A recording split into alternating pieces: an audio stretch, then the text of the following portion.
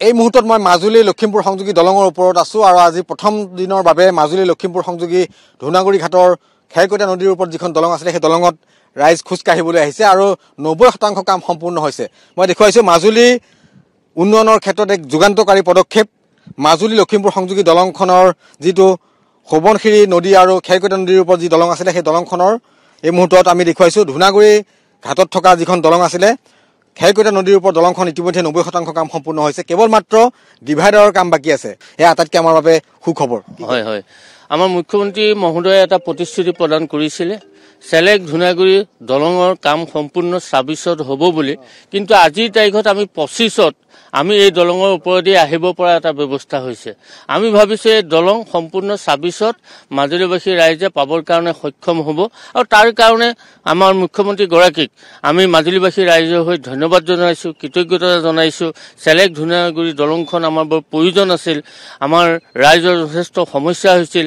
এই দাঁতিকাষৰীয়া অঞ্চলত থকা জনসাধাৰণৰ দুৰ্গম অৱস্থা আছিল, তেওঁলোকো আজি উপকৃত হৈছে আৰু ইয়াৰ যোগেদি আমাৰ আন্তঃগাঁথনিও মাজুলী যথেষ্ট উন্নয়ন হ'ব বুলি আমি অনুভৱ কৰিছোঁ। মই দেখুৱাইছোঁ মাজুলী যোৰহাট সংযোগী দলংখনৰ বিপৰীতে অৰ্থাৎ উত্তৰ পাৰৰ সৈতে সম্পূৰ্ণ যোগাযোগ ব্যৱস্থা হোৱাৰ পথত আৰু 90% কাম প্ৰায় সম্পূৰ্ণ হৈছে এইখন দলঙৰ। আৰু এইখন দলং সম্পূৰ্ণ হ'লে মাজুলীৰ পৰা লখিমপুৰ, মাজুলীৰ পৰা অৰুণাচলৰ ৰাজধানী ইটানগৰ, মাজুলীৰ পৰা গুৱাহাটী এই যোগাযোগৰ ক্ষেত্ৰত যথেষ্ট এক পৰিৱৰ্তন আহিব। কাৰণ মাজুলীৰ পৰা লখিমপুৰলৈ কেৱল আধা ঘণ্টা সময়ৰ প্ৰয়োজন হ'ব।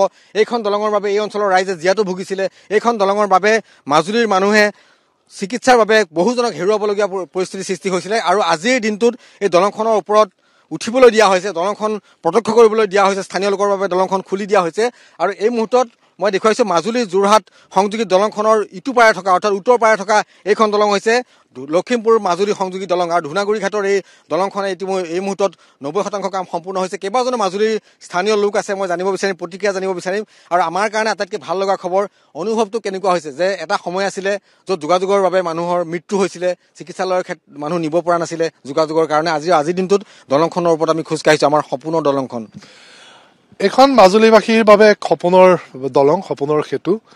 ইমান সুন্দৰকৈ এই লোহিত নদীৰ ওপৰত আমি দলংখনৰ ওপৰত খোজকাঢ়ি আছোঁ আৰু আপুনি অলপ আগত কৈছেই মাত্ৰ কেইটামান মাহৰ পিছতে দলংখন আনুষ্ঠানিকভাৱে কাম সম্পূৰ্ণ হ'ব। এক নান্দনিক পৰিৱেশ, প্ৰদূষণমুক্ত স্থান, মানে মাজুলী ভ্ৰমণ কৰিবলৈ অহা যিসকল পৰ্যটক তেখেতসকলে মাজুলীৰ চহকী সত্ৰীয়া সংস্কৃতি, জনগোষ্ঠীয় সংস্কৃতি উপভোগ কৰাৰ পাছত ইয়ালৈ আহিলে এক নান্দনিক বিনন্দীয়া প্ৰাকৃতিক পৰিৱেশ পাব, প্ৰদূষণমুক্ত। এয়াও মই ভাবোঁ যে এক আমাৰ বাবে সম্পদ। মই অসমৰ মাননীয় মুখ্যমন্ত্ৰী ডক্টৰ হিমন্ত বিশ্ব শৰ্মা মহোদয়ক আন্তৰিক ধন্যবাদ জনাইছোঁ। তেখেতে যি কমিটমেণ্ট কৰিছিলে আধাৰশিলাৰ সময়ত, সেই কমিটমেণ্ট মতে দলংখন সমাপ্তিৰ পথত। গতিকে পুনৰবাৰ তেখেতক বহুত বহুত ধন্যবাদ জনাইছোঁ। ধন্যবাদ জনাইছে মুখ্যমন্ত্ৰীগৰাকীক, কাৰণ মুখ্যমন্ত্ৰীগৰাকীৰ প্ৰত্যক্ষ সহযোগত, মুখ্যমন্ত্ৰীগৰাকীৰ নিৰ্দেশত দলংখনে দ্ৰুতগতিত আচলতে কাম আগবাঢ়িছে আৰু কেৱল 10% কাম বাকী আছে এইখন দলঙৰ কাম। আৰু মাজুলীৰ এজন যুৱক হিচাপে কেনেকুৱা অনুভৱ? অনুভৱটো আপোনাৰ মনেৰে কথাৰে বুজাব নোৱাৰা এক অনুভৱ। যিখন দলং আমি আশা কৰা নাছিলোঁ, সেইখন দলং আমাৰ মাননীয় মুখ্যমন্ত্ৰীগৰাকীয়ে মাজুলীবাসীক উপহাৰ দিলে। তাতোতকৈ এক ডাঙৰ উপহাৰ আমাক দিলে। তেখেতে কৈছিলে ২৬ত তেওঁ এইখন দলঙেদি অহা যোৱা কৰিব পৰা ব্যৱস্থা কৰিব। কিন্তু আজি যি আহি আমি দেখিছোঁ ২৬ কি ২৫ ডিচেম্বৰ মাহৰ পূৰ্বতে এই দলঙেদি যাতায়াত সুব্যৱস্থা সুচল হৈ উঠিব। সেইকাৰণে মই সমূহ মাজুলীবাসীৰ হৈ সন্মানৰ মুখ্যমন্ত্ৰীগৰাকীক ধন্যবাদ আৰু কৃতজ্ঞতা জ্ঞাপন কৰিছোঁ। তেখেতে কথামতে কাম যেন ৰাখিছে, সেইকাৰণে আমি ধন্যবাদ জ্ঞাপন কৰিছোঁ।